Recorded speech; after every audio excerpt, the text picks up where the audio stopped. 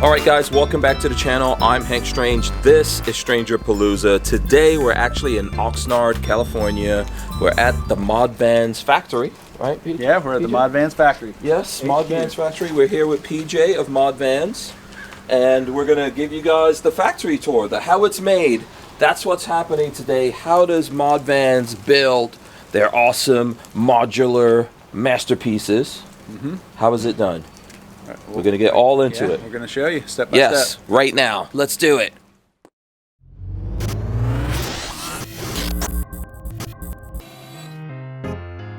So PJ, what I like to do is start with how the van comes in as a chassis.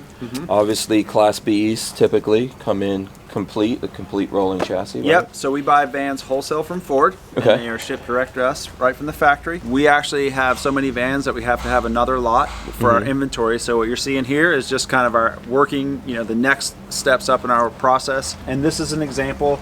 This one has what's called the Adventure Prep package on it. So in 2022 and beyond, that's with all the rage. It gives you the black rims from the factory. It gives you this window here, the Eco Boost, the all-wheel drive. So there's a package of options that's really popular. And that's the Adventure package. Yeah, it's called the Adventure Prep package, and it was kind of made specifically for guys like us as a pre-build step, so that it comes inside. If we open it up, you'll see it's just a bare metal cargo van. Inside the shop, we're going to see plenty of bare metal cargo vans, so there's nothing special to see here. It does come with the 2 seats, and then of course the benefit to a customer of buying a van that is like this is that Ford's already done the crash testing, the safety, and that kind of stuff. Yeah, before we go inside of it though, so someone that's ordering, I know you mentioned that you have the lot with the other vehicles. For someone that's ordering this, it starts really there, right? They can reserve what you guys have on hand right now. So they go onto our website, and you can actually see our inventory of chassis. As the first step in the order process, it's going to take you straight to a list of what we call chassis. Those are our cargo vans that are ready for conversion. They have all the great options that we know that our customers want, like the Eco Boost, adaptive cruise control. We were just talking about the HID headlights. So most of those vans have a lot of those great adventure options that people want. And then we also kind of always have the backup plan is we can custom order you a chassis, or you could just wait until the stock vans come in from next year. A lot of people are kind of wondering about how that's all going to pan out. It does look like Ford's going to have better production moving forward. I've heard that the chip crisis is at least somewhat over. Supply chains are somewhat evening out, but at the same time, they're going to be significantly more expensive. So we have a big wholesale price increase coming to us, and we can't absorb that. So and it's significant. It's like $6,000. I think it's always going up. We were discussing that the prices on these are always going up from the factory. I think Ford has just realized that they have quite a bit of headroom to increase prices, and they've decided that 2022, 2023 is going to be the model year with big and they're adding prices. things. So on this, you'll see that there's a bigger screen and some things that are getting added to it. Okay, so and then also we need people to know that this is the 350 HD, but you guys build on other chassis as well. Yeah, so we build 3 models of vehicles. We build the CV1, which is our low roof model. We build the CV1M, which is kind of similar to the CV1, but it's on a medium roof chassis. And this is a chassis for our MH1, which is built on the high roof van. And then as far as weight classes, in the low roof, for example, they have 150, 250, 350. Our conversion is super lightweight. We can build on even the 150 chassis, and you still have 2,000 pounds, over 2,000 pounds of occupant and cargo carrying capacity. On the MH1, top of the line, Ford only offers 250 and 350. For our X Series customers that are getting the batteries add about 500 pounds. So we do recommend that you start off with a 350 chassis, so you have that extra cargo carrying capacity. We can still build an X Series on a 250.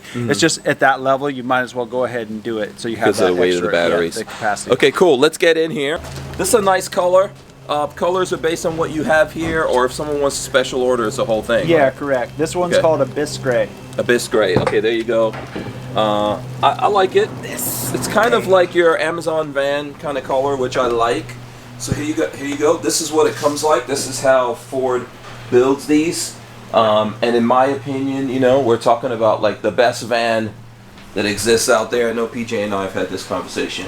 Yeah, let's go in. Only people that order vans from the factory probably know this. Okay, cool. So this is actually Ford's heavy-duty flooring, which we're going to unfortunately dispose of most of. But we actually order it to get these powder-coated steps. So so this is the 8 heavy duty ones, and these are metal, so they're just a little step above the plastic, you know. Oh, okay. Yeah, so that's why we order that. Cool. This one has the 12.5 inch color touchscreen. It actually has wireless Android Auto and Apple CarPlay. So Okay, that's cool. A nice upgrade. Of course, it's got, you know, the same stuff with a 10-speed transmission. The two little squeezy things down there. Trailer? That's your trailer brake controller. That's not on my gen of the Transit. You could have ordered it as an option. Oh, you could. Okay. Yeah. And then I noticed. So one cool thing to notice about this Lola here, this space is completely empty. There's no handbrake here. Yep, electronic handbrake. So that's the e-brake is over here, on this side. And the mirrors here are powered, but not the lower mirrors, right? You have to adjust those by hand. That's all of them, right? Yeah, that's correct. Yeah. I would say, you know, that you know, the convex mirror you're not going to be needing to adjust very often. Yeah. I think they're also heated. Oh, okay. Yeah. Heated. And I think you have USB-C over the driver and a 12 volt, and then USB over here. Correct. Yeah, USB-A down here in the center console, and USB-C up in the dash. Yeah. This was a neat feature. Oh, so that comes with it. I noticed there's a power plug right there. That is cool. What Lola's pointing out. You've got an actual AC point right there. Yeah, that comes from the factory. So, yeah, that's cool. And so these seats here, you guys take these seats and do something to it. We'll see that. Yeah, so we're going to recover them. There's a local company here in LA that makes these just beautiful, very nice and airbag tested leather covers. So we'll actually take these out. We send them to a upholstery shop, and then we'll recover them with those. They're pre-made, so they come. But yeah, they're super nice. They got the French stitching and all that stuff. Very nice. And then airbags. The airbags that are in this are up here in the steering wheel, passenger. Are there airbags in the seats? Yeah, there are airbags in the seats. And then right up here there's an airbag, but there's no side curtain airbags in Correct. these, right? No side curtain airbags in the cargo vans. Okay. So all of this is all solid stuff that obviously you're going to be We're going to cut about 2,000 holes into it. Right. I think I calculated how many holes we drill in the van. There's going to be a big one going up here. I know that. So there you go. Doing a pop top. Yeah. Yeah, right now all our models have pop-up tops on them. We're looking to have that to be an optional feature in the future, but at least through the end of this year for sure, they're going to be all pop-up tops. And I know from Lola and I, in another video you guys will see, we actually test drove the MH1X, and we enjoyed the pop top. Awesome. I have to say that. So if anyone's wondering, I think personally it's a good option. And then I noticed there's LEDs back here, that those aren't in mine. So this is cool, LEDs. Yeah, so we leave those in. Those are Ford's factory cargo lights that come on and off when you open and close the door. And there's like a manual override if you need to switch them off. Very cool. So there you go, guys. I think that's pretty. Was there anything else in here, PJ? You need to cover? Nothing special in here. Okay. Yep. All right, awesome. All right, so now you know what it looks like when it starts out, how it comes in. Let's go see some stuff in progress.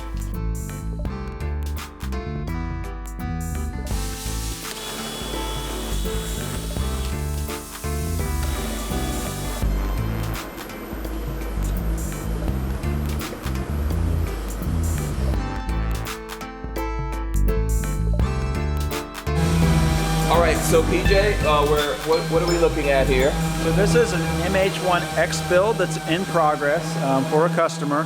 This is going to be a fantastic build. He's actually got a lot of options. He's got an aftermarket bumper on both the front and rear, so you can actually see some of this stuff happening right here. Super heavy duty, steel and aluminum bumpers. Oh, cool. He's going to have bike racks. He's going to have, of course, the MH1X battery, so he's going to have a giant battery. Is he going 2160? I think this customer is actually 6'4", so he's going to go with a half battery, not because of budget, but because he wants to preserve that extra inch of space. Everybody, this is going to Colorado. Everybody in Colorado is 6'4", as far as I can tell. Yeah. So it's pretty funny. Okay. And I think it's worth, just kind of pointing out a little bit about what's going on. We do a lot of work under the vans. Obviously, we have these big, heavy-duty 10,000-pound lifts to make that happen. And we lift the van up overhead to make it easy for the guys to work on. You can see in progress here, we have all these special made aluminum boxes. So these are all our own design. Nobody has these. You can't just go buy them somewhere. What's this housing? This one's actually, housing our 12-volt water heater. Okay. And also the water pump. So this is going to be a water. You can see all these wires coming out. A lot of this, of course, the pump has electrical wire, but also everything's heated underneath. So you know, people ask all the time about 4-season, right? And you know, I can't promise it's going to work in Alaska in the middle of winter, right, in the middle of a blizzard. But I can tell you that, you know, if you're trying to survive down into the zero, you should be fine. This is going to be, you know, our plumbing here, and you can see all this wiring in here. This is actually heat traced. Oh, so okay. there's actually thermometers in this plumbing, and it will be monitoring the temperature of the plumbing. And if it says, oh, you know, it's getting too cold, it will actually turn on the plumbing automatically, or it could alert you through the app on the phone. Oh, cool. This is going to be more the gray water system. So there's a gray water pump, specific pump that's in here. And this is an X series, so actually there's not going to be too much more underneath this fan. There'll be an inverter, but there's no propane system because there's no propane in the X series. There's no battery underneath because the battery is the floor it's inside, in the X series. right? Yeah. So this one will have kind of a minimum amount of work underneath, but we still lift it up and put what we can under here. You know, going back to the modular features, mounting things under the van, that means that this isn't in a cabinet somewhere, and that means that the cabinet that this is not in can actually be taken out and put back in because it doesn't have plumbing and electrical connections. So all this stuff is hardwired, and then whatever's inside you can disconnect and drag out. That's how the modular features work. And then with clearance and everything, I know you guys are building adventure vans here. They're off-road. You still have enough clearance, right? Yeah, so we actually really work hard on that. So this box is in a very specific place so that it's not the low point on the suspension. That is one nice thing about our non-propane systems. The propane systems, you do lose about an inch to get that extra inch of capacity in the tanks and stuff. But in the X series, since we don't have propane, we can actually bring these boxes up. I'll also tell you from using these off-road, I mean, you know, a lot of trips now, that these boxes are super strong. You could actually land the entire vehicle on this box and it's going to survive it. It's not going to get damaged. It's not going to let the things in there. Obviously, there's some limits to that. If you hit a sharp rock with the full weight of the vehicle at motion, it's going to eventually crack it. But you know, like a soft landing on sand or whatever, you bury it to the axle, you could support the whole weight in it, and it's not going to cave in and just crush. Cool. I might have tested that when I was on the test drive. I don't know. You'll have to put yours on. Yeah, we'll put it on the lift. And I don't want to incriminate myself. We did go over some rocks, though. We use these vans. We are used to it. So you know, and generally the things that we put underneath are done pretty rigorously. So we have a certification from Ford called QVM, and Ford loves to come underneath and make sure that we're not using nylon wire ties. They have a long list of rules about what goes on underneath the van, and they will lift it up, and you know, every little problem that we get a demerit, and we So you guys are authorized to build this by Ford, so I know. Yeah, there's actually an inspection and certification process that Ford does. It's very tough to pass. And the last test we got a passing score. Okay, very good. And so this box you guys build, so this I think you said was a water pump in here? Water heater and water pump. Heater. But so do you guys make that, or you're just making this casing for it? So we don't make the water heater, so we buy that from a vendor, and we don't make the water pump. And then we integrate that into this water pump, water heater assembly, and we make the box that the assembly is contained. Okay, very cool. So the other thing I would say just about that is Modvans is going to compare very well if you're one of those buyers. If you're really analyzing the details of what it is we're doing, whether it's the batteries or the plumbing, we're just going to compare well because we really, you know, we use the vans, we're thinking about all those things. You know, there's still refinement left, of course, but we're really trying hard to give the best van at that level of detail. And so when we get inspected at that level, we show well. Yeah, so, I agree. So here with the lift kit, I think you were saying that this one doesn't have the lift kit. I think it doesn't because these brackets would have been brought up an inch. So I don't know the exact reason why. Probably just because we didn't have space in the lift and they were able to do all the rest of the work. So now that it's brought in here, they're probably, I would say the lift kit's probably going to be one of the next things to be worked on. Okay, cool. Thanks. That is a quiet lift. It's just releasing pressure at this point. Yeah, he's got the, so normally if they don't hold those, then the locks will go pow, pow. Yeah. But he's got that thing for us. He's saving our ears. Thanks, Luis. Yeah. Yeah, I think the reason why you put it up is to put a little bit of pressure into it. let it go up. Yeah. So they'll raise it up just above the locks and they'll bring it back onto the locks. Yeah, you're actually not supposed to work on the vans or the vehicles unless it's sitting actually all the weight on the locks. It's dangerous. Yeah. Because I guess it could come down and like hit the locks and break them. Yeah. Yeah, that's how you'll snap it. I see you guys have cut some holes in this. Yeah, we're going to cut a lot of holes in this van before it's over with. Yeah. This is just kind of the beginning. So blue jeans, this is the color. Blue jeans color. This is actually I would say this is the most popular color that's not a shade of black and white. Okay. It's not a shade of gray, not a white, not a Typically black. white, silver. Definitely the shades of gray are the in colors for all vehicles and especially adventure vans. Yeah. So, but this is a great color. Actually, Ford has had a series of really fun and interesting metallic, dark shaded, colors. And this is the one that's kind of left. I think the blue jeans is still available. Okay, cool. So what have you guys done here? What happens at this point with all the cutouts? You do it all together? Yeah, so normally we cut the vans outside the shop just to keep the metal dust out from inside the shop. In this case, this van, it had the Adventure Prep package most likely, so only one of the windows was cut out. So we actually had to cut out the openings for all the windows. So this van's obviously going to get all around windows, probably all around windows with half sliders. Then on this opening, this is where that bump out's going to go. Right. So we've actually removed even the support pillar. Well, actually, if you look at the bump out, which we can show you in a minute, it'll have that support pillar put back into the bump out. And the bump out's actually a structural component. So it's super strong.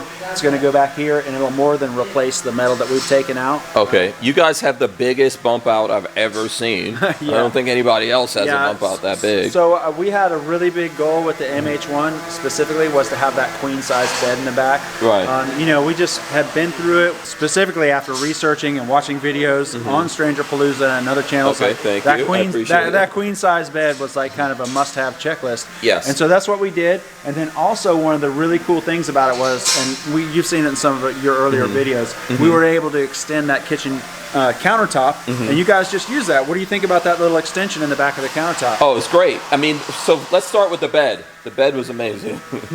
That's the most comfortable bed I've slept in inside a van. Yeah, we worked really hard on that. Yeah, that was the size awesome. and the cushion as well. So well worth it.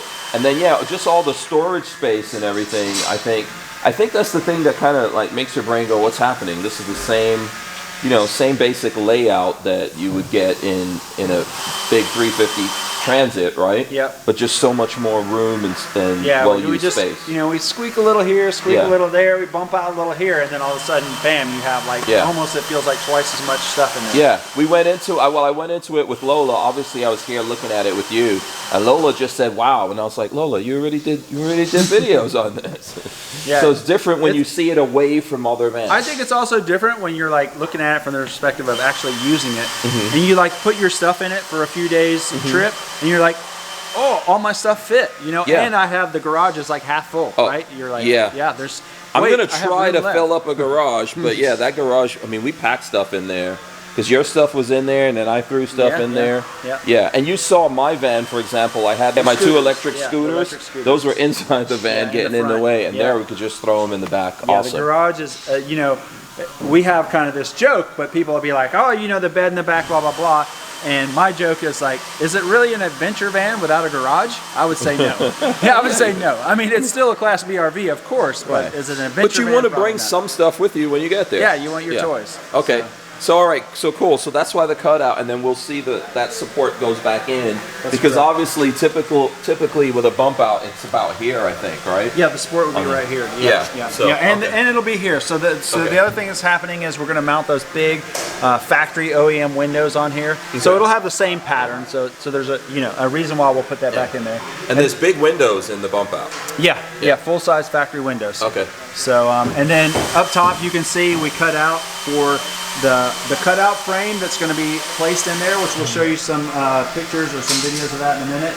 And then of course the pop-up top's going to go on that. You guys have a template or something you used to cut that? We do, yeah. Okay. We have a lot of different ways. You definitely do not want to cut that hole in the wrong place. Right. Yeah, that's actually a pretty big deal. Yeah. Right. Yeah. Okay. Very cool. And then obviously another one here, like you said, for another window that goes in here. Yeah, so another window going up front. And in this case, this van was only delivered with the rear glass and that front slider window. So we're cutting these out, and then we'll put in OEM style windows. Okay, so even that door, the window's getting replaced? It will probably be replaced because most of the customers are getting those half slider windows, and the one that we get from the factory doesn't have it. Yeah. And the Adventure Prep package that we ordered on most of these vans, it just came with that window. Oh, okay, cool. So I'm guessing there's some big boxes or something going so here. this is actually an aftermarket bumper, and these are called swing arms, and they can hold a ton of weight. I mean, you can see this thing right here. So this is for the customers that they're like, hey, I want to put a lot of stuff in my boxes. I mean, we have boxes that go on the hinges, but you know, obviously, you know, there's a limit to what you can put on the factory hinges because they don't look like this. Yeah. With this bumper, I mean, pretty much the limit is the weight limit of the chassis itself, which is easily 500 pounds. Okay. Okay, so here we go.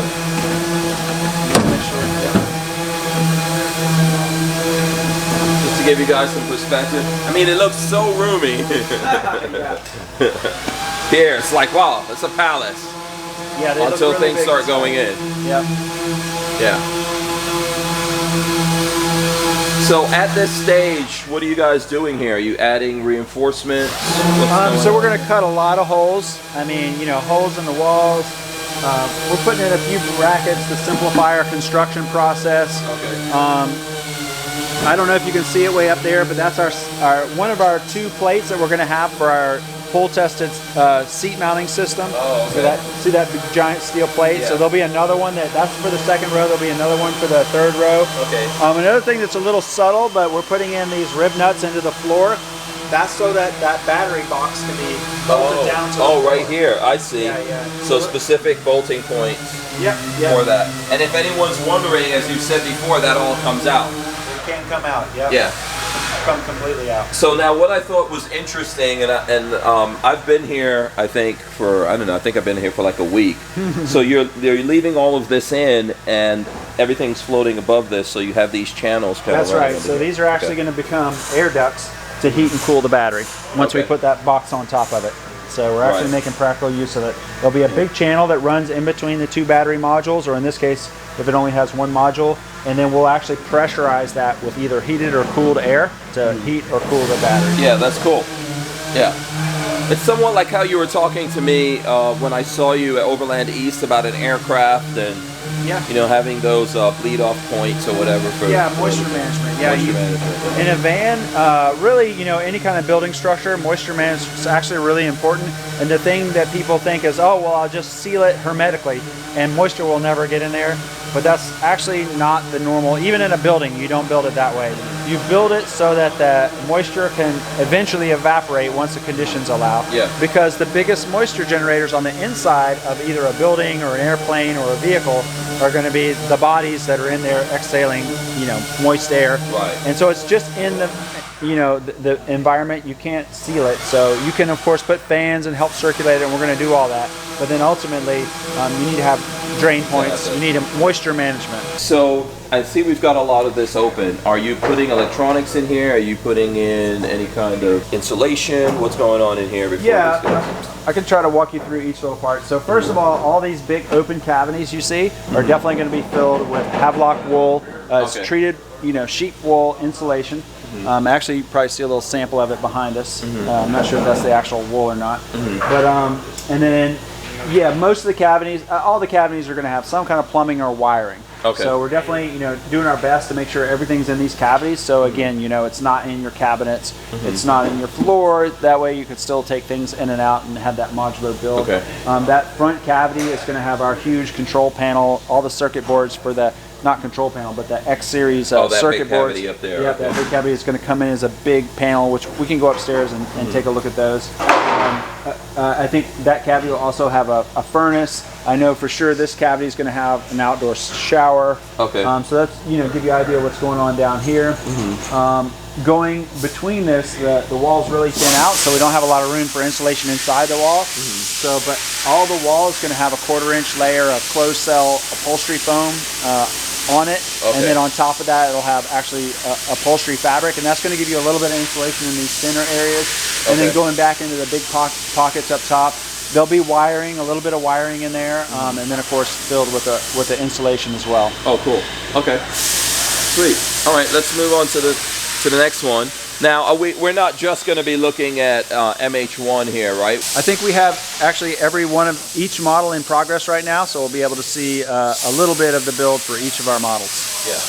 So this is what's going into that cutout in the roof, right? Yeah, so this is, we have different names for this thing, but this is the cutout frame is what we used to call it. This is the cutout pan. Yeah, or like a tray. Almost. Yeah, this is a structural piece. So this is a welded and bent piece of aluminum that has been designed specifically to reinforce the place where we cut out. What we do is when we make these pieces, we actually go back on the computer and we simulate a roof crush test from Federal Motor Vehicle Safety Standards. Okay. So it's very prescribed test. They take a ram, that's what they call it, a big rectangle, and they push at a certain place on the roof with a certain amount of force. And what we want to do is make sure that nothing that we do would, cause it to fail that test. And we do the computer simulation. Okay. So all our cutout frames do that. And then inside this, you can see this is our bed panel. That's what we call it. This is the support for the actual bed. This is made out of honeycomb aluminum. So this is just like what you see on the floor of an airplane, a modern airplane. Be the same material. The reason is because it's super strong and lightweight. So again, we're always focusing on weight. That's why this piece is aluminum, honeycomb aluminum, and it's dead flat, and it's not going to bow. It's not going to bow when you get it. It's not going to bow over time, and that's going to make for a much more comfortable and safe sleeping experience when you're up in that pop-up top bed, because the bed's not giving and kind of bending on flexing. You. Yeah. If you see people that are doing this with plywood, I think it's kind of, it must be safe. I haven't seen a lot of, injuries happening from collapsing pop-up top beds. But I will say, having had a van like that, you can definitely feel it flexing, under your weight when you're up in there and kind of making a little crack on top. Yeah, you can see the structure of it here if you get a close-up, Lola. So this is where you're coming up through the ladder. Yep, correct. And then here's like a little tray area. The landing. The landing, yeah. Lola and I were using that. Put drinks and stuff like that. Yeah, we kind of had a debate about whether or not we wanted it, because it's not really necessary. You could make the ladder face this way. But we really liked the landing, and we were able to do it. Yeah, I think it's a good idea going up and down there. So we didn't spill anything. So okay, so this gets dropped into that, and then obviously there's some kind of frame. We'll take a look at what the frame. Yeah, we have on each side we have 3 tie-in brackets that'll tie it back into the original pillars and arches of the van, and then in the front and the back. There's some holes here that are actually going to help it tie into the arches on the front and rear of the roof. And this is even radius I see right here, so I'm assuming the van already has that. Yeah, it's like a bridge. It's going to be super strong, and then this is following the radius of the original Ford Transit roof line. Oh, okay. Yeah. Okay, cool. All right. So what's next? You guys want to see the battery? So this let's see the battery. It's actually been taken apart again. So this, you had some maybe footage or images of this battery the other day, and now it's been disassembled so that it can be taken apart. And then I think the next step is they'll actually put this in the van, and then they'll pull the cells out just to get it to weigh a little less, and then they'll put the cells back down in it. So it's kind of assembled once, taken somewhat apart, and then put back together inside the van. So what we're seeing here in this part of the clamshell, this is half of it, right? Yeah, this is 1,000 amp hours? That's 60 cells. Okay. So, people are asking, what is this? This is one cell right here. They kind of look like old school hard drives, a little bit bigger. And then you can see they're actually bolted together with those bus bars. And kind of the nice part about this design is it is truly serviceable. So if you have a problem with the battery down the road, we can open the clamshell back up. We can actually take the bus bars out, and then we can test the cells and service them individually. Yeah. Because each cell is pretty expensive. That's a big driving factor in the overall price and cost of an X Series. So make sure you don't puncture these. Yes, do not puncture those. These. Yeah, I can tell you what happens. Don't drill holes in the van. Yeah, so definitely, for our customers that are taking delivery of our X Series, we definitely want them to work with us to make sure that they're drilling in safe zones when it comes onto the floor. Yeah. Absolutely. Okay, cool. That's good to see that. So you guys want to talk about this? So this is our bump out. That's what we call it. This is going to get glued onto the side of the MH1 to give you that queen size bed and deeper kitchen. This is a structural piece, so it's actually, it kind of looks thin, but it's actually super, stiff and strong. It's made the way that Boeing or Lockheed, one of these big aerospace manufacturers, would make an airplane wing. It's a honeycomb sandwich panel construction. It's actually got 2 skins that are separated by something that's called core mat. So this is made with a process that's called vacuum infusion. It's light and strong, but still a molded product. So. What material is this? Fiberglass? Or? Yeah, it's fiberglass. Okay. Resin is going to be in there, and in the middle it's what is called a core mat. It's probably a polyester, some kind of fibrous material, basically. Yeah. Okay. Yeah. All right. Very, very strong. Okay, cool. So we're actually looking at the actual hard part of the top right now, right? So this is an MH1 pop-up top. It's a little different than our CV1M pop-up top in that it's a little shallower. It's got a different lift mechanism. And the reason for that is to make it weigh less. So in order to maintain our certification from Ford and also just to improve the overall drive quality of the van, we work really hard to keep the weight, the center of gravity down into where it needs to be. And the more weight you have up on the roof, like you see these roof racks with just all kinds of crazy stuff, that's just going to make the van tip. I mean, it's just something to make sense of it. So the MH1, because it's going on the high roof transit, we need to keep it relatively light, so it does have some lighter weight stuff with it. Again, this pop-up top, it's back from the paint factory. It's actually been worked on, so this is what we call an assembly. This will be the pop-up top assembly. It's probably either ready to be installed or almost ready to be installed. So we'll have it like completely ready, and then they'll lift it up with a forklift and install it, and then the canvas is already on it, the wiring's already done, so it's kind of just ready to go. So we're not spending a ton of time, with the forklift tied up and all that kind of stuff. Yeah. Again, it's already been colored, coated. It's painted with factory OEM style paints. This is that same color of what we saw outside. I forgot what you called it. This is the darker color. Oh, this is? Yeah, okay. And I hesitate to say the name. That used to be magnetic, but now it's a little bit lighter shade. It's not quite magnetic, but it's the replacement for magnetic. And then you can see here, these are the Modvans brand solar panels. Right. They're 300 watts a piece, so this is 600 watts of solar cells. One of the things that we got to do when we made our own solar cells was choose the material that they're put on. So these are actually put on clear plastic, and I really think they came out looking amazing. I love the way it lets the color of the paint shine through. This in contrast to our previous panels, they were on white plastic, and I just always kind of hated them. You don't really see them; they're above the van, but still, I wanted to look. When you're looking back. I wanted to look cool, and then good. we got the opportunity to put the Modvans logo on them, so that's pretty exciting. So 600 watts on the roof, and then I think you guys have a panel that you can get another 400, so 1,000 watts. The portable pack that can be deployed facing the sun, because this one's going to be just basically facing the way it is when you're driving around, unless you do a lot of time to move your van. Yeah, and when it's popped, is it still doing something? Oh yeah. As long as it can get some sun, and that's the beauty of having 600 watts is, as long as you can get some sun, it's going to generate a lot of power. Okay. This is actually enough power to be, to really make a dent, especially in the summertime. If you're parked in a single place and you're getting good sun, and then with that portable pack with 1,000 watts, it's actually possible to run the rooftop AC with mostly solar power. Okay. Obviously, you still need to have a significant battery to make sure that you could run it after hours or whatever. But being able to run it without actually depleting your battery is pretty cool. Okay. So at 1,000 watts, you think you're replacing whatever you're using to run the AC? So the 12-volt AC we use takes about 600 watts, running full blast.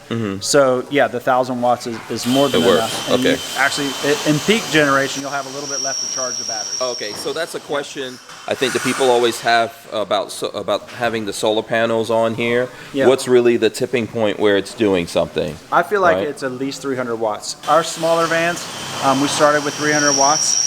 And it's enough to keep the refrigerator running indefinitely, basically. When you come back in, as long as you get some sun during the day, even winter sun, 300 watts is enough. But then now all of a sudden, that's just the fridge. We're talking about operating things, whether it's your inverter so you can charge your laptop, those kind of things. That's where, the 500 watts. I'll just give you an example is we sit at the shows and we have 510 watts on the MH1 and we run a big screen TV. We run the Starlink.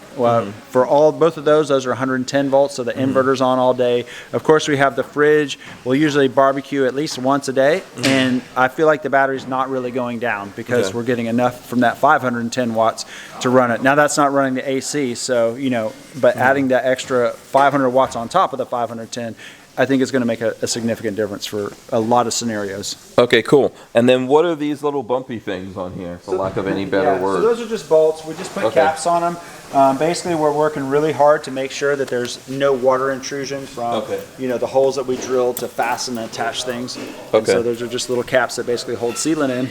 Okay, cool. Yep. Are these made of steel or anything like that? These plates are all going to be aluminum again. Aluminum. Okay. Every chance we get, you're going to see that we do use steel in just a few key places. Okay. So, for example, awning brackets when there's just a ton of force on them and they still need to be relatively small. But almost every case, we're going to be using aluminum, and I'll tell you how the math of that works because I'm a math guy. So basically, aluminum for the you save about half the weight, so for the same strength as steel. So like let's say we had some bracket that we need to make and it weighed 3 pounds in aluminum. That same bracket with the same strength would be about 6 pounds, but it takes about 1.5 times as much space. So if space is not an issue and cost is not an issue, then aluminum is a useful tool to decrease weight. On the other hand, if you need something that's really going to fit in a tight space, then sometimes steel is a better solution. The hinge brackets in the back, or if you just really need something that's really strong in the same amount of space, like a bumper, for example, sometimes steel is a better thing. So best way to go. What you're going to see at a Modvans is we use a lot of aluminum. We've figured out how to work with it really cost effectively, and that's done primarily to save weight. Okay, very good. All right, cool. Okay, so down here on this pallet, you're going to see, we call these assemblies, and what we do is we call it staging. So before we start a build, our goal, we don't always hit it, but it's to stage all the assemblies before we start the build, so we minimize the time that the van is in the shop being actually assembled. And then these are, in some cases, they'll just be simple items. So for example, this water tank, but even a water tank is not as simple as it appears. It has, the hosing on it. It's going to have, the fill thing. It's going to have the vacuum breaker. So all these things are done, and then actually that water tank will be water tested to make sure that it doesn't have any leaks in it before it goes in the van. Just because we've learned through School of Hard Knocks, it's hard for everybody to be perfect, and it's way less expensive for us to catch that at the time, before it goes in the van. Yeah. Instead of catching it during final QA. Down here, actually, it's kind of fun. This is our 504 amp hour lithium battery. This is actually made of the same cells, but this is going to go under the van as our big battery. And so what this basically is giving our propane customers, our non-X series customers, a way to still get some of the benefits of the lithium technology. This is actually going to use a very similar battery management system as to what goes in the X. Of course, they're not going to have the big battery, and they won't have the 12-volt heating. It's a give and take. But this is kind of us taking those first steps on, eventually everything will be something like an X, right? So this option is still available for people, 504 amp hours? Yep, that's correct, yeah. That's still pretty good, and then you've got propane, so so this has if you need propane. to heat, that's correct, so basically to run your AC, this will run your AC, a 12-volt AC for about 10 hours, which will get you through the night. And then, of course, on the winter evenings, then you have your propane system to keep it warm. So there you go. All right, very cool. And then we've got a bunch of different cables. Oh, this looks like battery stuff. No, it's not. So this is going to be our... This is piping. This is just electrical stuff. That's plumbing. So these are, again, just what we call them assemblies, but they're pre-cut pieces so that the builders, are not in there actually doing wiring. They're not actually cutting the hoses. We know the lengths. So we're building the same thing. Okay. Yep.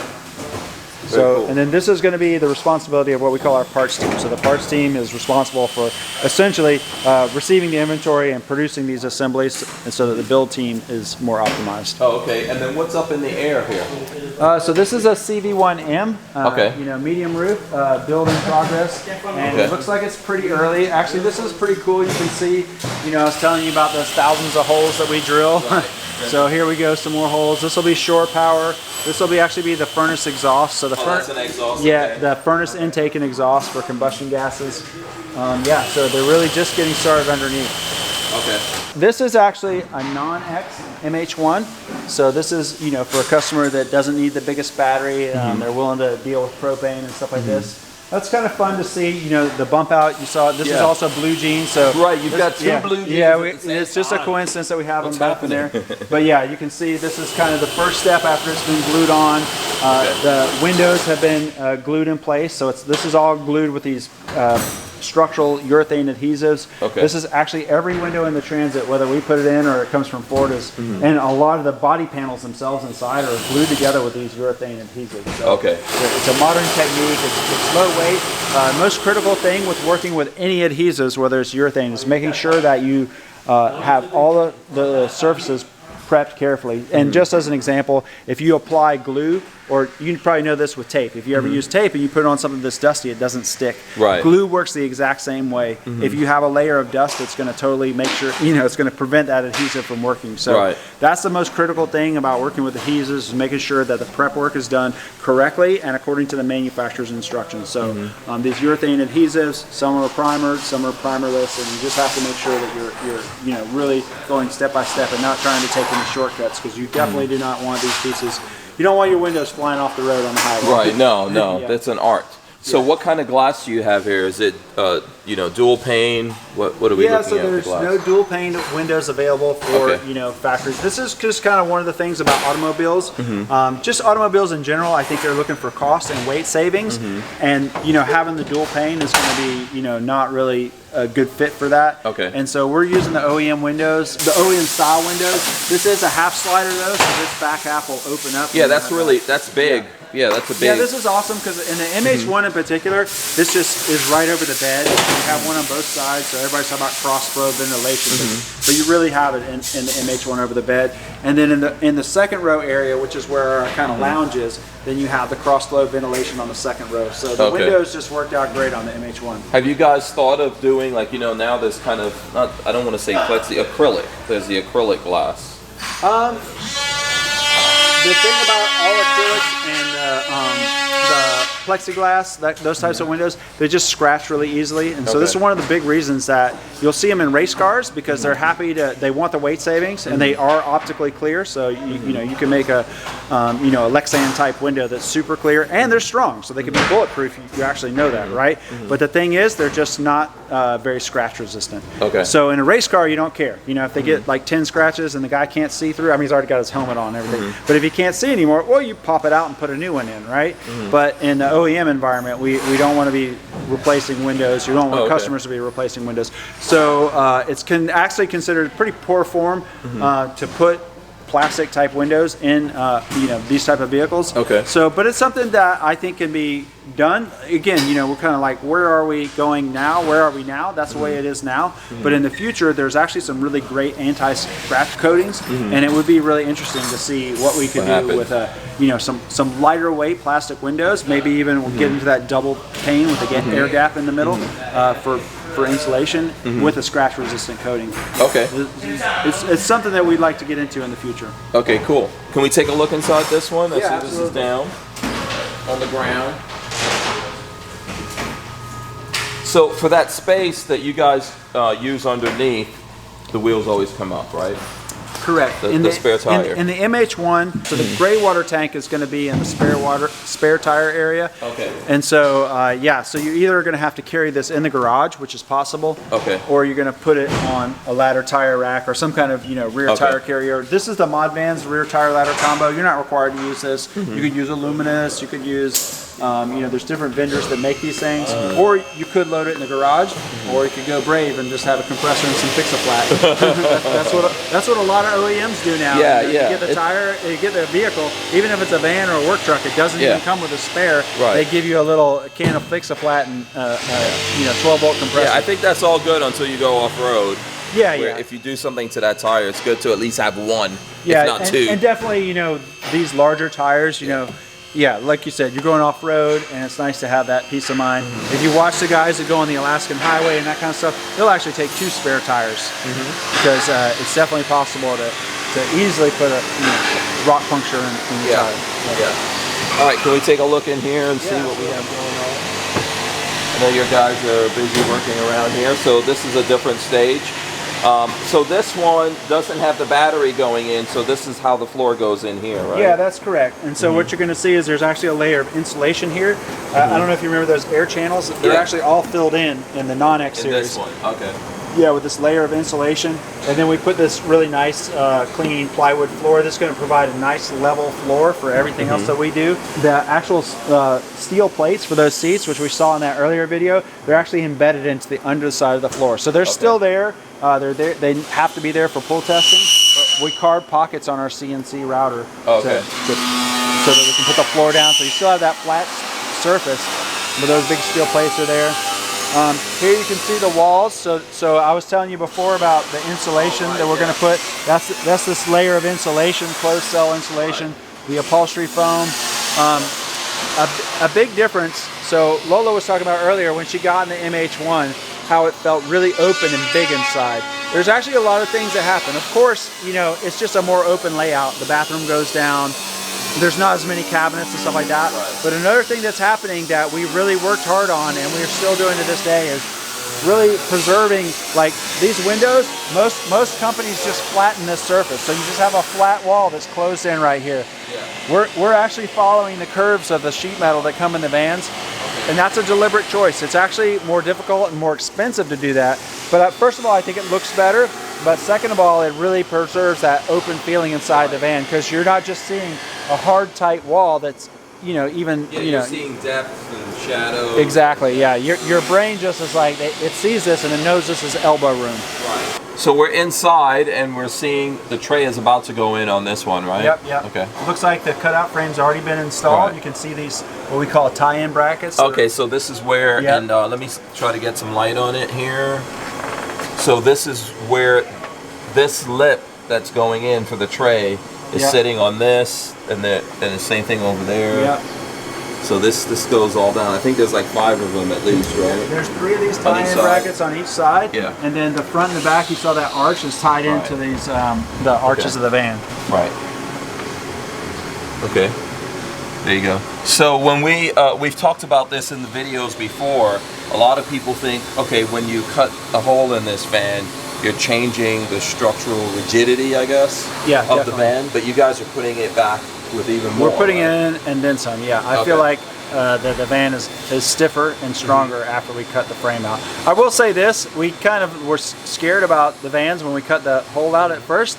You can drive them around. Like at least around here, we drive them around the parking lot with it. You know, you don't really feel it flexing. Right. So we're putting this structure back in though. And you know, like I said, the big thing is that it still passes that roof crush test. Yeah, and so if you're going up here, I don't want to talk about Lola's weight, but I know with me and Lola, we're talking, you know, some serious poundage going up on the roof. So the way we test these honeycomb bed panels is when we receive them from the manufacturer, the new batches, we set up 2 2x4s on end, so there's about 1.5 inches on each side of support on the edge, and then JT and I just jump up and down in the middle of it. And the panel can't break. So, and we have had panels that are sent to us by vendors that, you know, can't survive that test.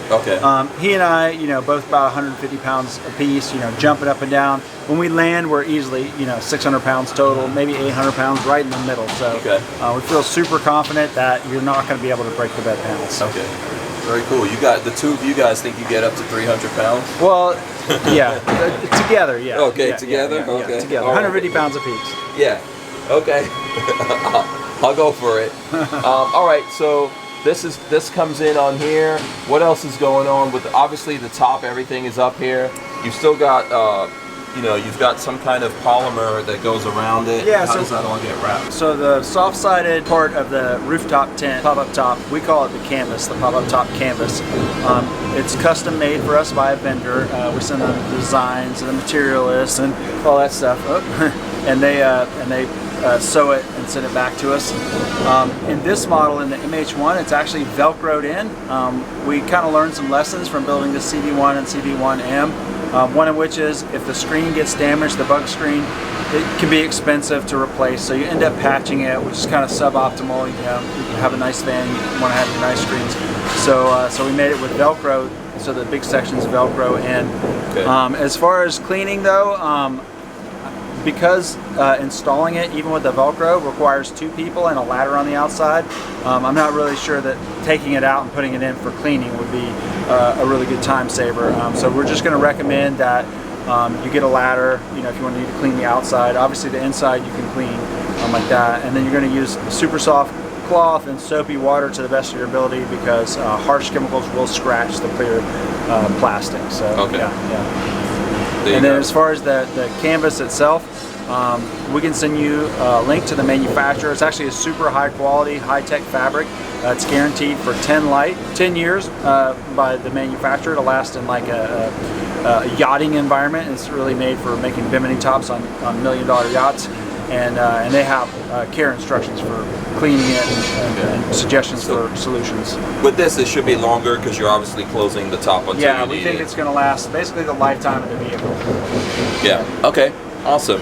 So, and then another thing in this particular one doesn't have the touchpad and everything, right? That's right. Yeah. So this is not an X series. Yeah. So So you we've can see got back our over here on the control panel. panel. We have kind of the separate things, the individual switches controlling the lights and the separate furnace control panel. So I mean, this is a nice system. This is, you know, traditional RV system with just really high-end appliances. Yeah, I know people who only want this. Sure. By the way. Yeah, and that's why we Yeah. offer both right now. So Yeah. we offer the X, which has all high tech. You do everything with an app on your phone or on the touchpad, and then we offer the non-X series, which is traditional propane and traditional appliances. Right. This is for the tough guys. Obviously, and a substantial cost savings. Yes, absolutely, and that is a big deal.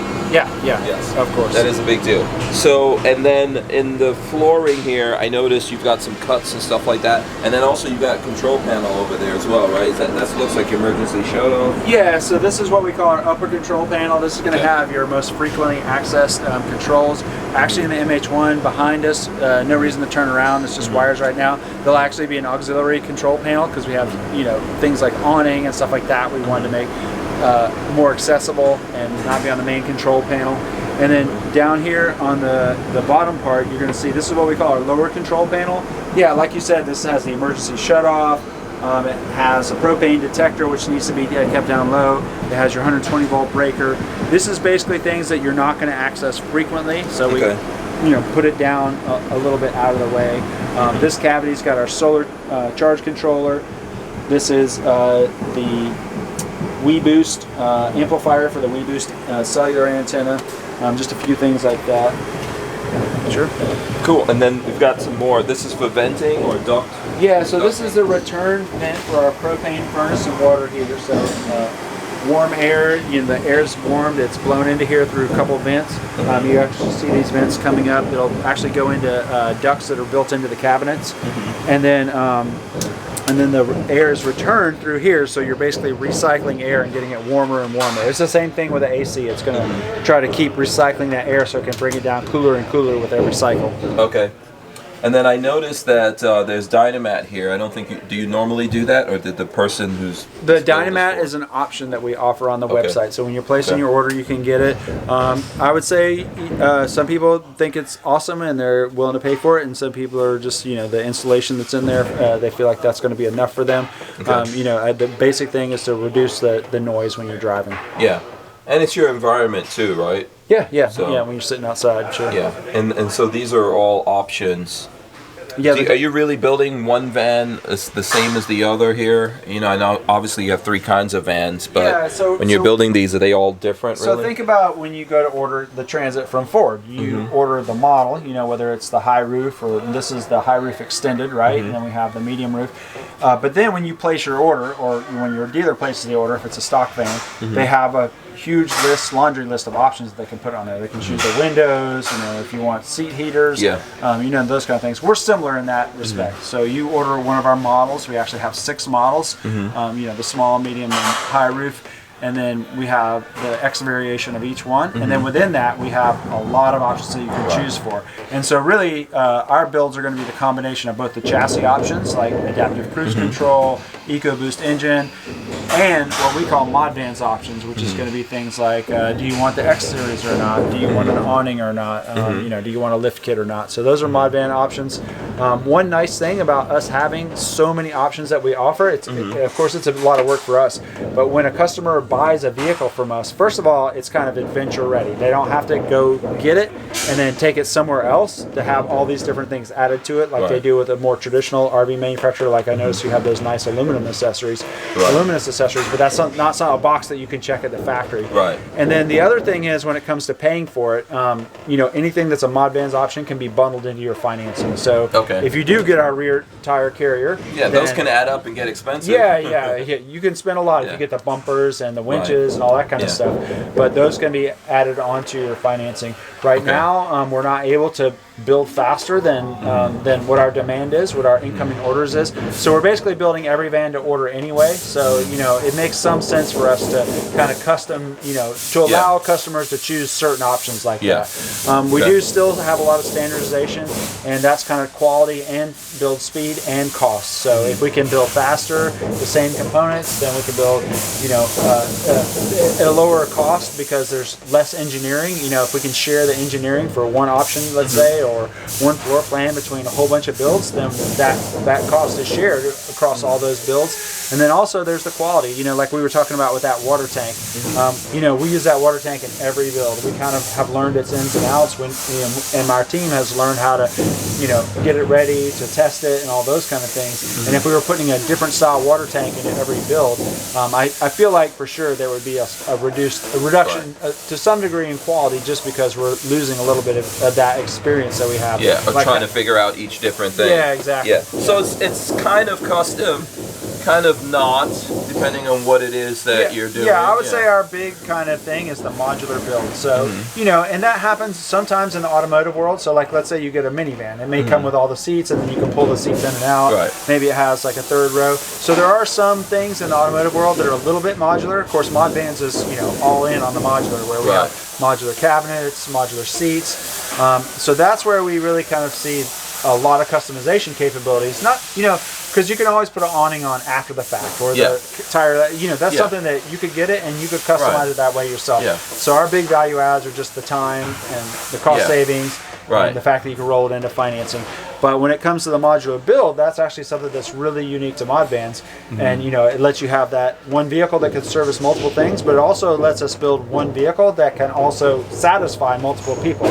We get people all the time, they're like, I don't want all those seats, because they see a picture of the van that has a 6-seat dinette. And I have to say, I don't want the 6-seat dinette myself. Yeah, me neither, probably. I might have when my kids were younger, but the truth is I only get to take 1 or 2 kids on trip nowadays, or 1 or 2 grandkids nowadays. So I don't really need 6 seats for most of my life. But it's nice to be able to throw those seats in when I need them, and to take them out when I don't. And that allows me to sell one vehicle that satisfies a person that maybe wants to do a trip for 2 people and a trip for 4 people, but also a person that feels like, hey, I just can't justify buying a vehicle that only, could work for 2 people. Yeah. So like one of the things Lola and I were talking about, I noticed the door doesn't have the mesh, like insect mesh going around it. Yeah. So is that something that you guys can add, or that's so a thing absolutely. a customer has to we add? have a vendor that we work with that we can order that, and we can actually put it on your build. So that's actually not. This is a good example of something that as we get more feedback from customers, we kind of tinker with it. We look at it. Can we buy it in the market? But the bug screens for the door openings are definitely something that you can talk to our sales team, and they can add it to your build. We'll buy it from the vendor, and we'll put it on your build, and it can be rolled into your financing. Yeah, that's one of those things. Like, for example, we were using your van. I'm guessing you're kind of a guy who's not bothered by bugs and insects. I'm not a fan of bugs, and my wife is definitely not a fan of bugs. But the reality is that we camp here in sunny California. There's so still bugs, today. But it's worse in Florida. It's a totally different level. And I tend not to go to the places like, I'll just give you an example. The high Sierras in the middle of summer is just mosquito infested, and we kind of don't go to those places. We go to the high desert in the middle of summer. We wait until the bugs kind of clear out. So we have a different strategy here in California. And so in Florida, in the summer it's bugs. Bug season. In the winter it's bugs. Bug season. In fall it's bugs. In any kind of climate you could imagine or create. And Lori and I are both originally from Georgia, so we you guys we know. spent summers in Florida, so we know. Absolutely. Okay, cool. That's good to know. All right, so is there anything else in here that we could point out before we keep moving on here? We have these, these are preparations for our soft-sided storage. People ask about, how does it work, whatever. So we put these panels in place to stiffen up the walls. I see. So this is it's getting mounted to this. Yep, exactly. Yeah. So we put a panel, and then the soft-sided storage can be mounted, and then you can actually take those out later. Okay. So this is what you would be left with if you took them out. And so that's configurable. So I noticed, for example, let's say, I'm not sure if this is where the galley's going to be in this. Yeah, it's about there. You're going to probably stop here on this and go there. But if someone wanted like extra or whatever, you could do that. Yeah, it is possible. I mean, within the constraints, right? So here you can't put anything because the bathroom needs to come up and down. Oh, that's right. Yes. Yeah. This is for the Here, bathroom. most people aren't going to want to do it because we have our kitchen organizer that comes with the MH1. Yeah. That's gonna And that be right works. here. Yeah. Yeah, it's a nice feature. Yeah, and this takes up a panel. Yeah, in the MH1, but in the MH1X, that could be soft-sided storage. Yeah. Or I think a net. We were talking about that, like a nice net here that I can stuff jackets another and hats low-profile into. storage system. Yeah, Yeah, definitely. And I agree with you. I know we were talking in the video about having that plate panel here, Yeah. but when we actually lived in it, it's cool to not have that like a cabinet. Right Yeah, in your face. people just don't realize. They see those cabinets everywhere and they're like, more storage, but then, I mean, you're literally cooking like this. We did it. We put them in there and you're washing your dishes and you're cooking like this. and what we did is, I feel like it's still a great use of space with, all your plates and, your silverware, your paper towels, they're right there, easy to get to. So absolutely. And then those things take a lot of space in the drawer because they're kind of rounded and awkward sized. Yeah, and this is nice too. This is a nice flat surface that I know you can suction stuff to. So Yeah, there we might have be some solutions in for the this. MH1X, we suction the control panel up there.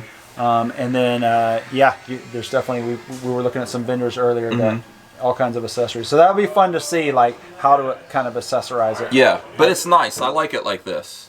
So it's a nice look. Yeah, this is anodized aluminum. It's nice, it's scratch resistant, and it comes that way, so we don't have to take the time to finish it. Yeah, very cool. All right, let's go on to, let's look at something else here. So the cutout frame is See a the little supports? different in design Okay. between Oh, okay. the CV1 and the Okay. MH1. Okay. Basically what's going on here is this was our original design because we didn't have the really very sophisticated equipment that's needed to make that MH1 cutout frame. So we made it out of this more rectangular aluminum. And we still put it, it's still a great system. Oh, this is, you're right. Yeah, I see. Yeah, So this is a different system Yeah. from what goes in the... That's right, So in the you're kind of MH1. seeing the evolution of Oh, I Modvans. see. Eventually, we'll come back and re-engineer this to be the same type of, pan-shaped structure that you see in the MH1.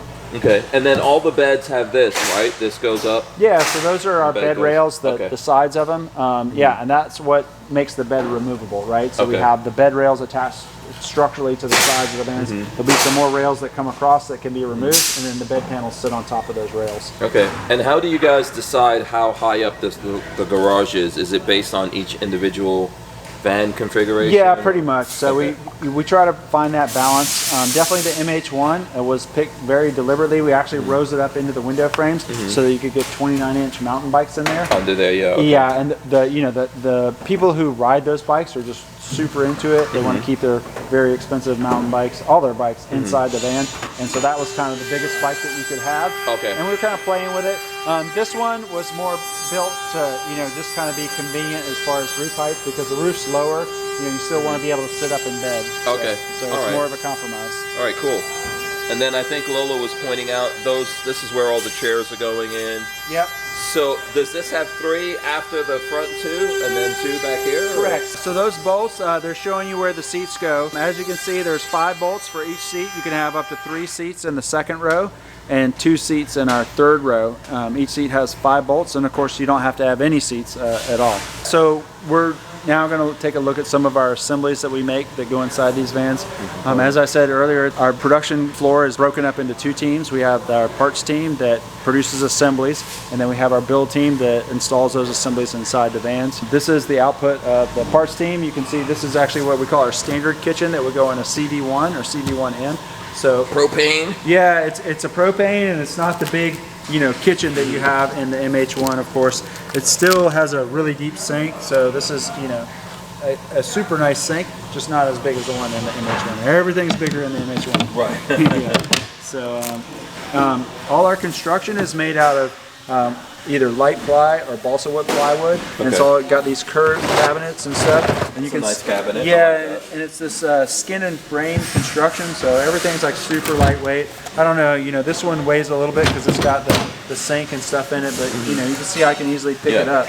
But at the same time, it's still super strong. These are designed to be taken in and out. You can bolt them into that floor and then take it back out if you don't need it, or even if you want to swap it out. So we actually offer 2 different style kitchens for the CV1 and CV1M. This is our standard, and then we have what's called a slim kitchen, which doesn't have the cooktop on it. Oh, okay.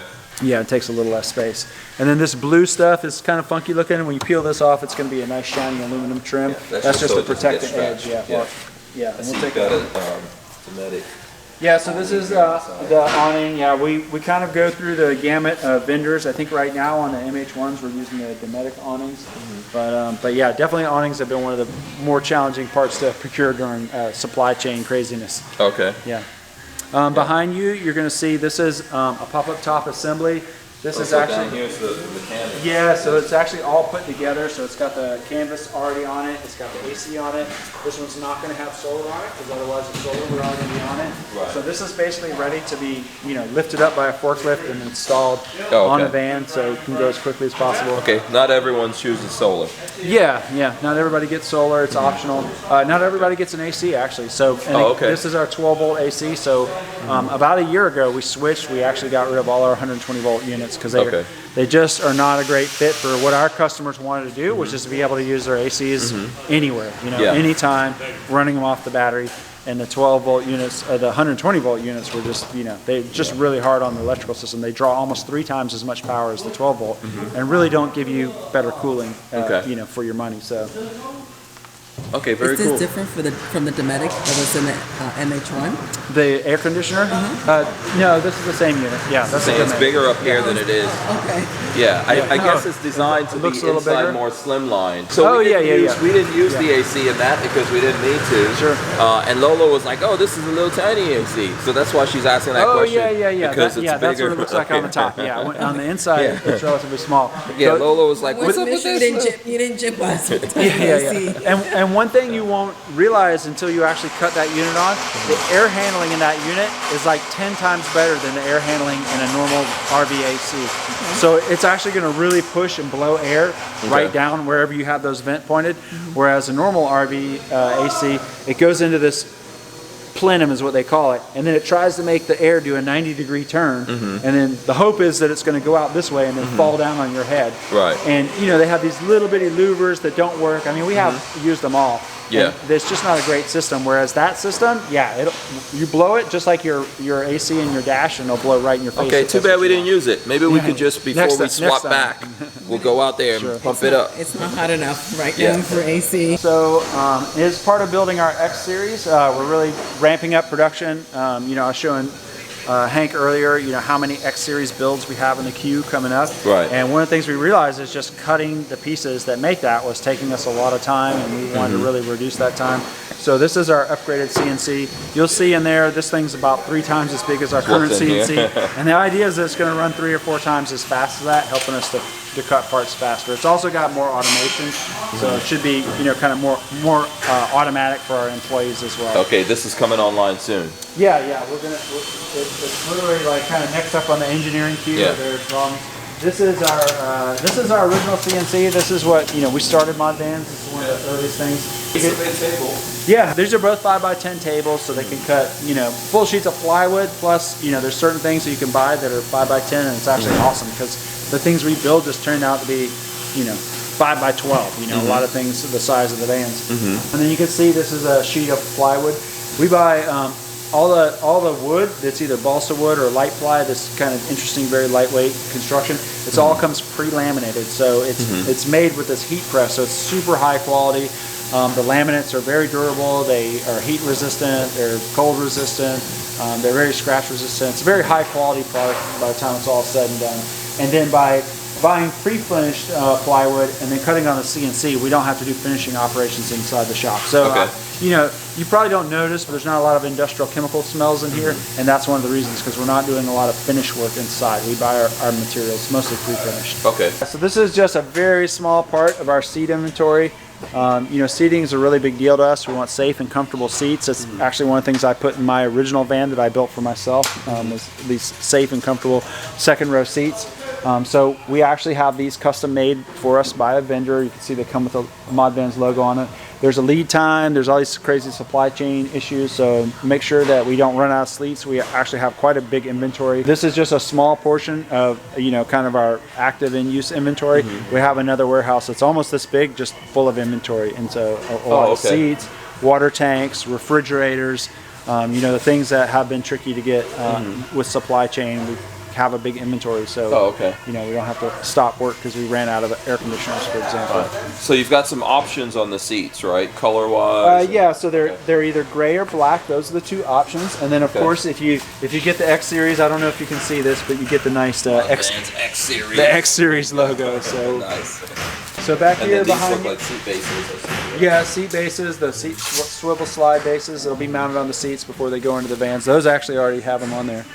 So over here, this is kind of interesting because it doesn't look very exciting, but it's actually one of the very unique things about Modvans. Everything you see here is a custom part that's designed by our engineers and made either by us or by a vendor specifically for Modvans. So you can't go to the RV parts place, you can't go down to Camping World and buy any of these parts. And you know, this is kind of our process is when we want something, let's say we want that pop-up shower, we look out in the market and we say, you know, can we buy it? And if the answer is no, that doesn't mean no, you can't have it. It means, ooh, what's it going to take to get it? And if that means that we have to design things, so we have to build things, if we have to make electronics, I mean, it's still, you know, a cost-benefit analysis. But in the end, if we think that it's possible and the market is out there for it, then we'll make it in-house. We'll design it. Okay. And, you know, we could just go through, but, you know, there's so many of these little parts and, you know, they go through each thing. Our inventory team is just a monstrous task to make sure that we don't run out of these parts because, you know, almost every build has, you know, uses some or all of these parts here. It's the little things you don't notice. Yeah, you know, another example would be the ladder tire combo. You kind of look at that and you're like, oh, that's no big deal. Well, first of all, it was really painful to design because of making it open with the doors open and closed. But then also, we need to have them made in quantity so we can get a reasonable price on them. Those things are big and they can't get scratched once you get them. So they take a lot of space to make sure that, you know, they're on the racks and they're all padded up so they're not getting scratched in between the time when we order, you know, 20 of them and they arrive. And then we actually get put on customers' vans. So that's one of the reasons that our other inventory space is so big is, you know, things like that. You've got another place with even more stuff. Yeah, we have another place that on has, hand. this is just really our active inventory for builds. Right. So this is, you know, we build the cabinets in-house. We actually cut them on the CNC. This is actually Shower. the bottom of the MH1 shower. Yep. So you can kind of see what it starts with. Get in it. There you go. Yeah, there's plenty of room. Yeah, okay. Yeah. I see. Okay, so this is your door. Yep, that's the toilet. Yep. Okay. And you've got water connections. Yeah, so again, this thing's designed to be a module that could actually, in theory, be taken in and out. So it's got all the kind of pre-plumbed electrical wire, pre-mined components and stuff. Yeah, so over here, this is a MH1 kitchen, so you kind of see the difference between the kitchen that we were looking at before, you know, with the bigger sink. This is what we call the MH1 electric kitchen, so it's going to have the induction stove here. It looks like they haven't put in the oven yet, so maybe we're still... Is this designed to look like marble, this top? This is a marble finish. Oh, it is? Okay. Yeah. Okay. Yeah, I mean it's a laminate, but it's Laminate. made. Yeah, it's got a nice look. Yeah, this is the Breaks it this up. is the lawyer look. Lawyer? Yeah, expensive lawyer. Right. Lola loves the deep sink, by the way. The deep sink is a hit. Yeah. I do too. I'm like, yeah, this is a sink that you actually don't mind using. Yeah. Like unlike most RV sinks. And then it comes with a cutting board. Yeah. Cutting board, comes with a cutting board, soap dispenser. Yep, comes with a soap dispenser. All of this is very cool. Yep. Yep. And again, just coming back to, you know, we actually use this a lot. So we, you were saying whether or not I like to cook. I don't know if I like to cook, but I do cook a lot when we're on the road. So. Well, I saw all the spices in the drawers, and I was like, okay, this person's serious about cooking. Well, so And that's we cooked actually the whole time. We never went to a restaurant. That's actually like every time we need something, we're like, next time we'll get it. And so that's the history of that. It's not actually a deliberate, like, we're going to go get spices. It's like, we're making tacos. We better buy taco spices. Yeah. These are cabinets for the CV1. You can actually just lift up on the side of this and you can that same, it's pretty light. you can see how light it is. But again, it's going to be strong because it's that skin and skeleton construction. It doesn't have the trim installed yet. They'll come back and add that trim in a minute. And these are the doors that are going to go in it. So you're just seeing work in progress, that's all. Again, just more work in process inventory, refrigerators, stoves, our electric oven combo, microwave oven combo. Yeah. Again, this is just a small part of our inventory. Yeah. Should we take a look at the mold here? Sure. Yeah. Yeah, so this is our pop-up top mold. This is a very expensive tool is what actually the general word for molds. We have another mold for our bump out as well. It's a molded product. And then, I could go through the steps here. The first step is actually this is what you're seeing here. This is the outside, of the part, the final part. So we'll spray in a coating that becomes the outside. It's called gel coat. Okay. And then we do all the layers dry. So at first, after the gel coat, which is a kind of a wet product that gets sprayed in here, we'll put in a layer of fiberglass, glass stranded cloth. Then we'll put in the foam, the core foam, another layer of fiberglass, and then we put a vacuum bag on top of it. Yep, the vacuum bag has holes in it, and we could give you maybe some B-roll of this, but it has holes in it where we attach the resin lines, and then the resin everything's pulled down with vacuum. So the vacuum bag is pulled down, it pulls everything nice and tight into the mold, and then it actually pulls the resin into the mold as well. Oh, so the resin's coming in through those tubes. Yeah, there's going to be actually 3 tubes coming in that go into buckets full of resin. Okay. And that's called vacuum infusion, that process. Right. And the reason why we use it is because it makes a very strong yet lightweight part. So the vacuum actually pulls all the pieces super tight into the mold, making the bond between everything stronger. It's just like, if you're gluing something, you always clamp it, right? Yeah. So that's our clamp, but it's in a weird shape, right? It's not a nice flat piece of wood. Yeah. So the vacuum allows us to clamp this kind of and mold around all and then having it nice and tight while the resin comes in also prevents the part from having too much resin. So resin is heavy. It's actually some of the most heaviest part of the top. And so by pulling it nice and tight, there's just less room for resin, which is a good thing because that makes the part lighter weight. You have just what you need. And then I think this is the part here, right? Yeah, this is a finished pop-up top. It's just getting started with the whole build process. This is again kind of going back to like things that we've learned over the time. We actually put this nice trim on here first because it makes it so much nicer to work with than the raw fiberglass etches. We used to wait until we built the whole top and then put the trim on. Okay. And you're like, oh, well, if I put this on there, I'm not scratching myself on it as I reach over the top to put on the different pieces. So right now they're laying out the pattern for the lift mechanisms that'll be bolted on here. They'll be cutting in the holes for the lights. They'll be cutting in, if this one has it, the hole for the rooftop AC or for the rooftop fan. So now they're laying it all out, and then they'll take this piece out and they'll start attaching those pieces onto it because when this thing's all done, they'll work on it like this. They'll eventually flip it over, but this is going to be a completed assembly before we put it in the van. So we don't put it in like this in the van. We wait until it's basically a completed part. Oh, okay. And so this honeycomb we see in here is going in during that process. This is called core mat. So if you actually look at this part, and it may be a little hard to see, this is actually foam. This is 3/4 inch core foam. Oh, okay. And then this is actually a matte product. So it's a little bit thinner and it allows it to conform to these corners a little bit better. Right. And the honeycomb pattern allows the resin to really flow through really easily and fast during the resin infusion transfer. Okay. So the core foam actually has holes in it that serve the same purpose. So these holes in the core foam allow it to flow, and then the honeycomb pattern allows it, the vacuum comes down, pulls it nice and tight, but then it can't really go into the cracks, and that's where the resin flows. Okay. But yeah, this is all kind of aerospace technology.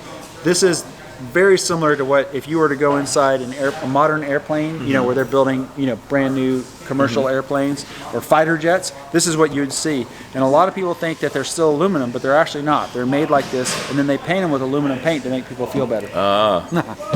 Okay, that's necessary. And so this is in progress here? Or this is a completed build. I think actually this may be a customer that's come back for some upgrades. Oh, okay. I think they actually wanted the window covers. So those window covers are new to us.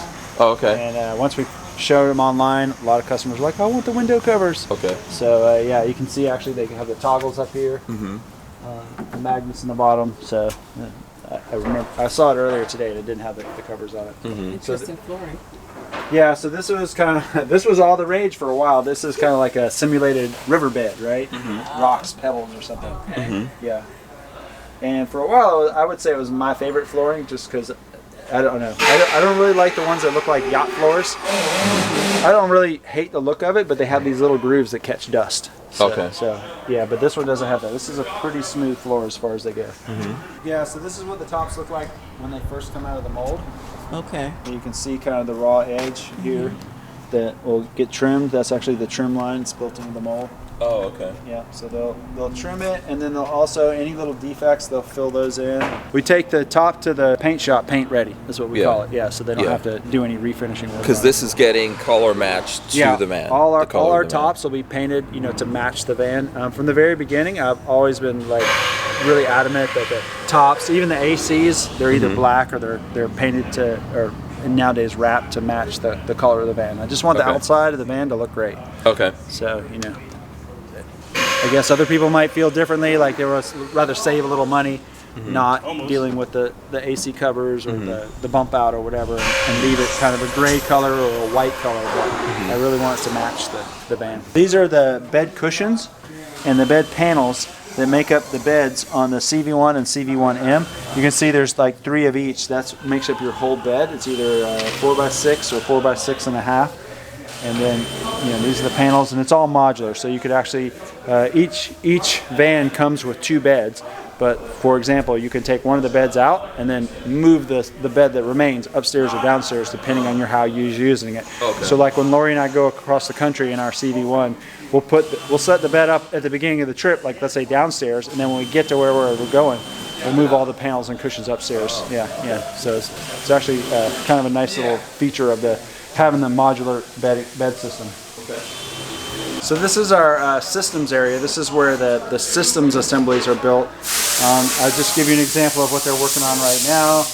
We were talking earlier, you were asking what was in that. This is our water heater assembly. Oh no, actually this is the gray water assembly. Okay. So it's got the gray water pump, a switch that turns on and off automatically, and then a bunch of heating elements, and then all this insulation because, again, you know, going back to 4-season use, I want this thing to stay above freezing. Control panels, again, these are built outside the van with their wiring harnesses. All the wiring harnesses right now are built in-house. We're looking at ways to outsource that. Lower control panel, which you saw in the van. This is our fuse panel that goes in our non-X series builds. Let's come over here and have a few other kind of fun things. So this is our gray water tank. You can see that it's heated. These are the wires that will go into the heating. A bunch of wiring harnesses over here, all pre-made. And then right there, that's actually our pre-made X-Series control panel. So way in the back, you can actually see the circuit boards that go with it. Battery chargers, breakers, you know, it's just kind of, we're building as much as we can outside the van so that, you know, once we get it to the van, things can go relatively quickly. So this is your gray water. How big is it? It's 17 gallons. 17, okay. Yeah, 504 battery assembly. This is actually a propane regulator assembly. That's our 504 battery management system that includes the DC to DC chargers. You know, kind of going back to people sometimes ask why the option for the 504, as expensive as it is, you know, why can't I just go buy 2 batteries off of Amazon and it costs more than that? The answer is because of this stuff. You know, it's got a very sophisticated battery management system that's connected to the cloud and to the app. It's got the DC to DC charging. It actually has 2 of those to get the charging up to 100 amps. You know, it's got a lot of pieces to it that make it more than just the raw cells that you would see on Amazon. So this is our dual compressors. Remember we were talking about that for off-roading. So that's what that looks like. That actually will go under the van, so it's not taking space inside the van. It's actually pretty loud too, so you really don't want it in there. Okay. And then propane heating. That's good to have. Yeah, propane heating assemblies. Okay. Kind of ready to go. A lot of batteries. So anyway, this is, you know, like I said, this is our systems assembly area where the techs. Half-lock. This is what you're talking about. The half-lock. Yeah, that's probably a very small box of it. Usually we have like mountains of it. So okay. And then more. Yeah, those are 25-gallon water tanks. Yep. So they're getting ready to have all the little doodads attached to them. These are the ceiling panels, all getting wired. So they're really up here so they could have the wiring done. This is what the dual compressors look like on the inside. Yeah, that's good to have, so you can air down, air up. Yeah, so this will let you blow up your tires about 4 times faster than a small portable compressor. Okay. Yeah, somewhere around there. So in the X series, we have all what we call high efficiency DC heating and cooling. So you've already seen the 12-volt air conditioner down on the floor a few times. For heating, we actually have 3 different things that we do to heat the van, all with 12-volt DC power. So this is what we call our micro furnaces. There's actually 5 of these spread throughout the CV1. So did you guys have a chance to turn on the one in the pop-up top? Yes, we did. We used that every single work? time we went up. Yes, it did. Okay, Absolutely. yeah, so we're just now getting to where we're starting to really do like kind of real world winter testing with these systems. But yeah, so we have one just for the pop-up top. Then of course there's 4 more down in the main interior of the MH1. And you know, this is just kind of cool because if this thing breaks, guess what? It's a lot simpler to service than a big complicated propane system. You know, we haven't quite got it dialed in yet, but as we do, we'll be able to run these fans at different speeds to try to reduce the noise. Okay. And then in addition to this, we actually have 2 other kinds of heat in the MH1X, or in all our X series.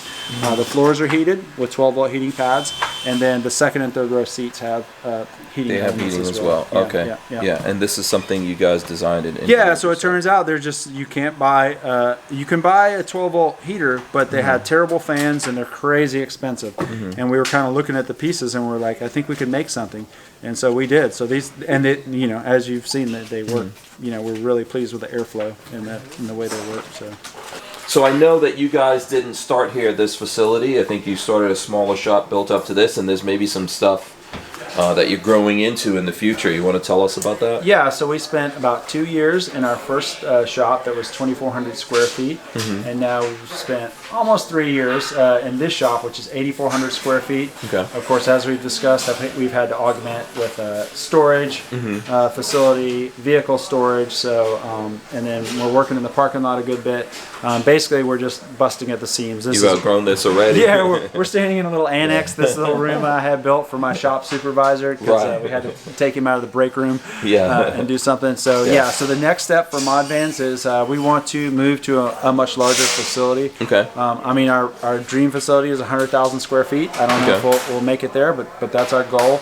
And to try to do that, we're looking to raise money from investors. So we have a crowdfunding campaign.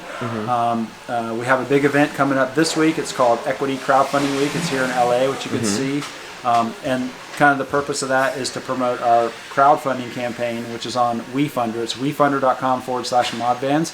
And it, you know, I think it's really a cool way for people to connect to Modvans and get involved, even if they're not ready to buy a $100,000 or $200,000 vehicle. Right. They can come in there, they can invest as little as $250 and just keep up to date. You know, that's what I tell some people is like, you know, even if you're not seeing yourself as a big investor, that's just one way to kind of get your toes in the water and see what we're up to. You're going to get regular status updates. We publish status updates pretty regularly. I mean, I would say, you know, at least 3 or 4 times a month.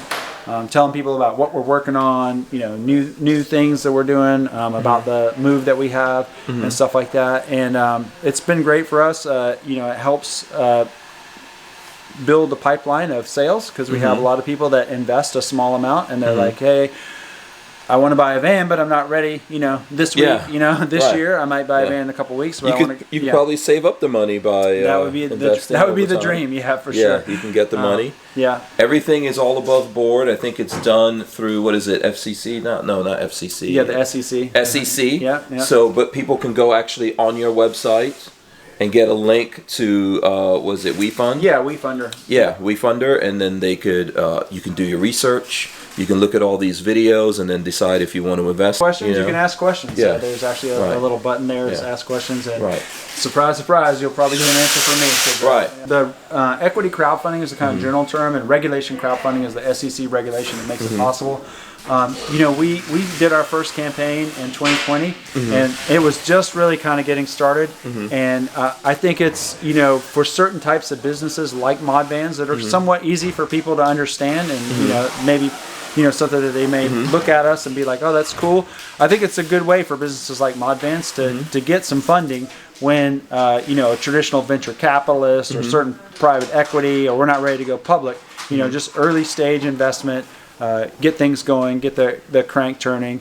And, you know, people sometimes ask, they're like, oh, well, why, you know, you're selling these vans that are really expensive. Why don't you just save your money and get a bigger place? And the answer is we could. It just takes a lot longer. So, and you can look at some of our competitors out there in the marketplace and see how long that they have been working and been successful, but it just takes them a long time to get there. And that's kind of the difference between what they would call a small business and a startup. I see Modvans as a startup where we're trying to grow aggressively. And just like Tesla, for example, I think you compare yourself, I compare you guys to Tesla when it comes to van life, right?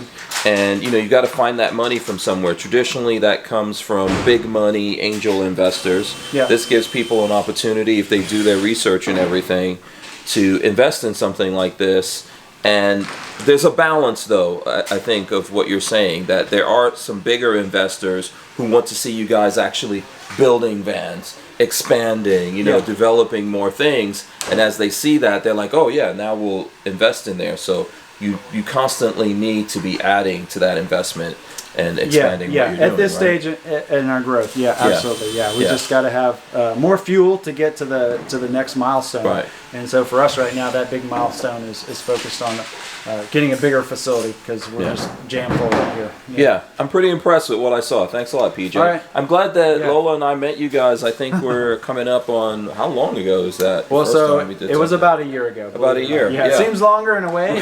In some ways, it doesn't seem so long. But it was about a year ago because we decided that we were going to go to all the Adventure Van Expos and Overland Expo shows. And so we met at Overland Expo East, which not many van builders were going to. Right. Because even this year, we went out to Overland East. And there's just not many of the West Coast van builders that show up because they're like, oh, my production schedule is full. Why should I invest in driving all my vans and all my, and pay the fees to be over there? And I can tell you the answer for Modvans is obviously not to sell more vans. That's not what we're doing here. What we're doing here is setting the foundation for us to be a much larger business in the future, and that includes having customers, all over the U.S., not just on the West Coast. If you didn't go to East a year ago, I wouldn't have met you guys. And then even this year, I went to West, and you guys were there at West. Yeah, we got everything got crazy even for us at West. We actually shot video with you, but I didn't think it was detailed enough to really share with people. So we saw you again at East, and I think that's a great opportunity. People don't, realize that. If everyone goes to West and no one goes to East, then the folks on the East Coast don't get access to this stuff unless they look at YouTube. I think right now Modvans is definitely the leader in the space. I mean, there's people are copying us. In a lot of different ways, and that's okay. We're trendsetters. That's what we do. We're just ahead of everybody, and I think that includes like that East Coast expansion. We're out there first. We're one of the van builders that's really paying that market attention. And I think eventually, if everybody can kind of catch up to their backlogs, they'll start looking east as well. So like I said, we're just there first, and then that's kind of our process to think forward where we're going to be in the future. Absolutely. And I know you said future. Coming in the future is an EV. Yes. Electric van, not vehicle, so, electric van coming in the future. So I'm going to tell you a little story. I'll try to make it short. Okay. So a lot of people don't realize in the history of Tesla, they actually built the Roadster. They know about the Roadster, but they don't realize that Tesla bought those bodies from Lotus. Right. And then they were gas vehicles that they bought without the motors. In a lot of ways it was tougher because they had to engineer an electric vehicle and something that was already built.